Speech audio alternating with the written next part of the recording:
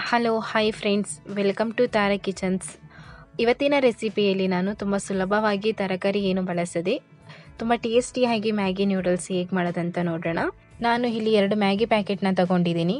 ನಂತರ ಕಡಾಯಿನ ಹೀಟ್ ಮಾಡಿ 1 table spoon ಆಗುವಷ್ಟು ಎಣ್ಣೆ ಹಾಕಿ 1/4 ಟೀ ಸ್ಪೂನ್ ಆಗುವಷ್ಟು ಅರಿಶಿನ, ಅರ್ಧ ಟೀ ಸ್ಪೂನ್ ಆಗುವಷ್ಟು ಚಿಲ್ಲಿ ಪೌಡರ್, 2 ಮ್ಯಾಗಿ ಮಸಾಲಾನ ಯೂಸ್ ಮಾಡ್ತಾ ಇದ್ದೀನಿ.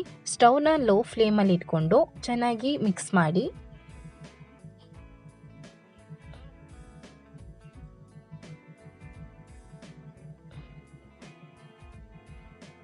ಮಿಕ್ಸ್ ಮಾಡಿದಾದಮೇಲೆ ನಾನು ಇಲ್ಲಿ 2 ಮ್ಯಾಗಿ ಪ್ಯಾಕೆಟ್ಗೆ 1.5 ಕಪ್ ಆಗುವಷ್ಟು ನೀರನ್ನ ಹಾಕ್ತಾ ಇದ್ದೀನಿ. ನಂತರ ಇದಕ್ಕೆ ಸ್ವಲ್ಪ ಸಾಲ್ಟ್ ಹಾಕ್ತಾ ಇದ್ದೀನಿ. ಮ್ಯಾಗಿ ಮಸಾಲದಲ್ಲೇ ಸಾಲ್ಟ್ ಇರುತ್ತೆ, ಸೊ ನೀವು ನೋಡಿಕೊಂಡು ನಿಮ್ಗೆ ರುಚಿಗೆ ಎಷ್ಟು ಬೇಕೋ ನೀವು ಹಾಕೋಬೋದು. ನಂತರ ಇಲ್ಲಿ ನಾನು 2 ಮ್ಯಾಗಿ ಪ್ಯಾಕೆಟ್ನ ಈ ಥರ ಕಟ್ ಮಾಡಿ ಹಾಕ್ತಾ ಇದ್ದೀನಿ.